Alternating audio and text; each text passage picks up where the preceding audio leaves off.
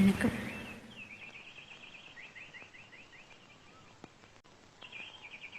என்ன ராதா அப்படி முக்கியமான விஷயம்? நம்ம கல்யாணம். அதுக்கு என்ன அவசரம்? எனக்கு இப்போ அந்த மூடே இல்லை. நம்ம காதல் விவகாரம் எங்கள் அப்பா அம்மாவுக்கு தெரிஞ்சு போச்சு. எப்படி? நானே சொல்லிட்டேன். பெண்களை இப்படித்தான், ஒன்று உணர்ச்சி வசப்படுறது, இல்லைன்னு அவசரப்படுறது.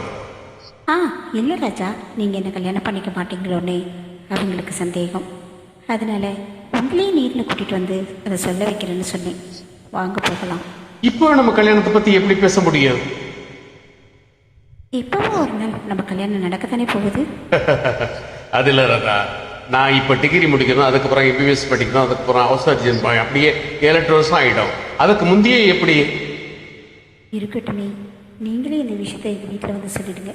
ஒரு பிரச்சனையும் இருக்காது. என் ராஜாவுக்காக நான் எத்தனை வருஷம் வேணும்னாலும் காத்துட்ருக்க தயாராக இருக்கேன். பைத்தியம். ஒரு பையனுக்கு ஒரு பொண்ணு 7-8 வருஷம் காத்திருக்கிறது எந்த அப்பா அம்மா தான் ஒத்துக்குவாங்க. அதனால உங்க அப்பா அம்மா நிச்சயம் பண்ற யாராவது ஒரு பையனை கல்யாணம் பண்ணிக்கிட்டு சந்தோஷமாயிரு.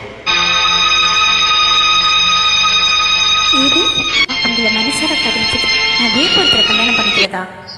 What is wrong it? காதல்ங்கிறது வேற, கல்யாணம்ங்கிறது வேற. It's two different fact of life. எத்தனையோ பெண்கள் காதலிப்போம், யாரையாவது ஒருத்தியாவது கல்யாணம் பண்ணிக்கும். I will be two category. Maybe once again repeated. காதல்ங்கிறது வேற, கல்யாணம்ங்கிறது வேற. ரைட்? என்ன சொன்னீங்க? காதல் வேற, கல்யாணம் வேற. You are right. காதலுக்காக ஆடலாம், பாடலாம், எப்படி வேணாலும் கூத்தடிக்கலாம். ஒன் மோர் பாயிண்ட், ஃபைட் கூட பண்ணலாம். அப்போ உங்க கணக்குப்படி கல்யாணத்துக்கு முன்னாடியே நான் கிளங்கமானவன் இல்ல? You are perfectly right. எனக்குன்னு ஒரு இழிச்சவாயம் கிடைக்காமல போயிடுவான். ஆனா நீங்க மட்டும் ஒரு உத்தம பத்தினியை பார்த்து கல்யாணம் பண்ணிக்கிறீங்க இல்ல? Maybe you are absolutely right.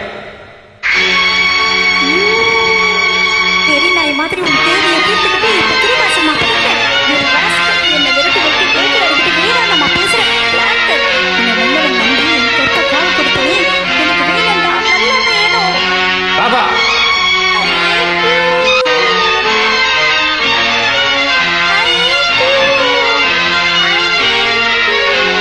you bloody bitch.